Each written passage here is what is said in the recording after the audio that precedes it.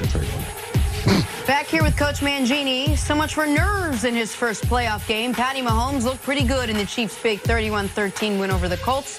Threw for 278 yards, ran in a touchdown. Chiefs now advance to face the Patriots in the next round. How big of a deal is this? Well, it'll be Kansas City's first AFC Championship game in 25 years. Coach, what'd you make of Mahomes' playoff debut?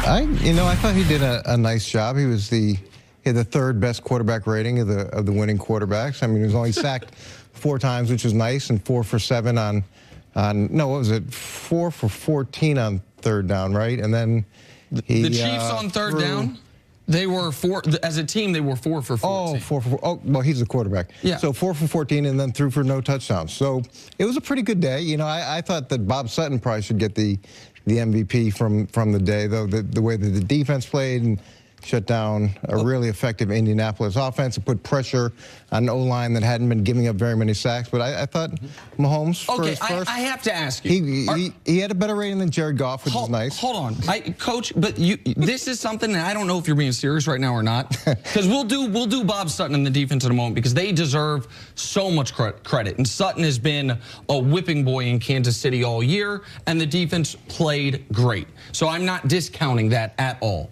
But you can't all year long discount the 6th highest quarterback rating in NFL history and say, I want to see it in the playoffs. I want to see him against a good defense. I want to see him in bad weather in a big moment. And then in this game, when they score 31 points on offense, when after there's a blocked punt, which could have flipped the game, he orchestrates a 75-yard drive, of which he accounts for 73 yards and rushes for a touchdown, which is why he didn't have a passing touchdown, and say, oh, well, the quarterback rating wasn't great. Because in the game where they lost to the Rams, and he had a 14 quarterback rating, and they scored 51 points, you talked about the mistakes. So you can't do it. You can't do both things here, where it's if he plays a calm, safe game and they win and score 31, it's he was the 3rd best quarterback of the weekend. And then when he plays well and makes mistakes, it's I want to see it in a big spot. Like,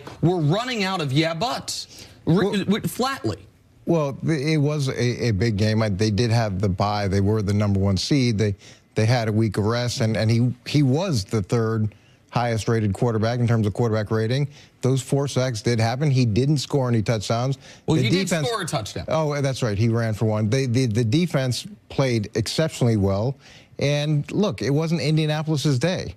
When Adam Vinatieri misses a chip shot field goal and an extra point, they're dropping passes that typically they don't. It was just, the football gods just weren't with Indianapolis on the day. Okay, we agree on Bob Sutton. Well, this is the thing, and try to bring some balance to the show, is that Patty Mahomes is not the storyline, even though he might be the MVP. The storyline was their defense. Because coming into the game, we had said we thought Patty Mahomes would play pretty good against this Indy defense. But we were worried about the Kansas City defense. We were worried about time of possession. We were worried about them running the ball and be able to control the ball with Andrew Luck. We were worried about their offensive line being the strongest part, the best offensive line in the league, dominating Kansas City. So all those things did not happen, so they became more of a storyline to the game, to the end result, than the quarterback. If we want to sit around and just talk about the quarterback, yeah, we can do that. It was nice to see Patty Mahomes in his first playoff game. Yes, he did throw some passes that I felt like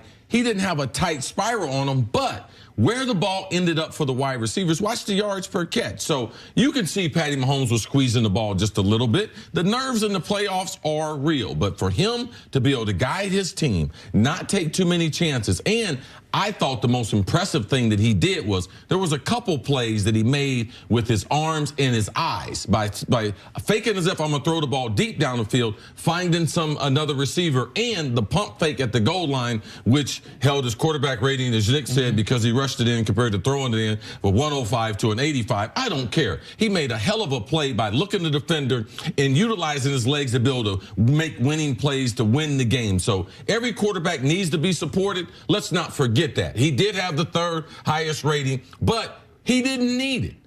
That's why it's a team sport. all right? The crowd, the way they ran the football, the way the defense attacked the Colts, those were the storylines of the game. And the reason that this game, if you're a Chiefs fan, is so encouraging is because most people, Coach Mangini notwithstanding, are pretty confident in the level of play you're going to get from the quarterback. What they're not confident in is the defense. And I said on Friday, you said if they can hold the Colts to 3 touchdowns and 3 field goals, I said 30 6 points. trips to the red zone. And I said, sign me up.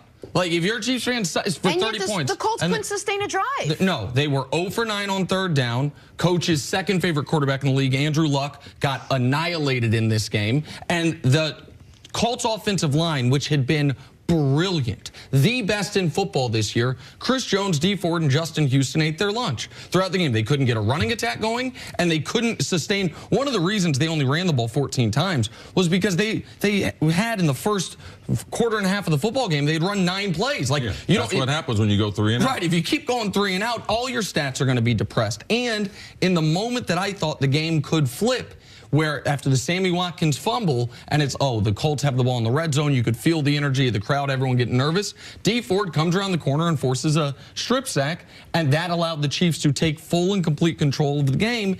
And now you have a Chiefs defense, I think, that, you know, week 17 allows 3 points at home. This week allows 1 touchdown because the punt block touchdowns on the defense. A defense that feels good about the way it's playing in that building, and you'll see how sustainable that is next week against New England. Yeah, that's why I think next week is so interesting. You've got the young emerging talent, Patrick Mahomes, and then you've got Tom Brady. And look, when did he struggle in the early part of the season? It was against New England. It was the first half of that game where he threw those 2 picks, and then it transitioned, and he was able to, I don't know if it was a function of nerves, but he was able to come back and put together a really impressive second half. I like a lot of the things that he does, and I like the fact that he didn't throw an interception. I think the difference next week is going to be his ability to control that instinct to make something happen, because New England will make you pay if you take those chances, and can he reel that in and still be as effective as he needs to be? The different variations in coverage. Man, you're talking about vanilla. The defense of what the Colts was trying to do and what they presented, you're talking about easy. It's like a nursery rhyme out there. They've been very basic, been very, very good at it. They couldn't get Kansas City behind the sticks. The coverages he will see next week, I can guarantee you, they will have a handful of them he's never seen before in his life. They're going to have combination coverage on Tyreek Hill and on Kelsey, the tight end, and they're going to force him to go to the others on this offense. So he's going to have to be supported by the defense and by the rest of this offense for them to be able to get to Super Bowl 53 in Atlanta. All right, let's take a break. Coach, we'll see you a little bit later on in the show. Coming up, why was Tom Brady salty after beating the Chargers? That's next on First Things First. Had to go deep in the reservoir for that one, Coach. What do you mean? 3rd highest rated of the win.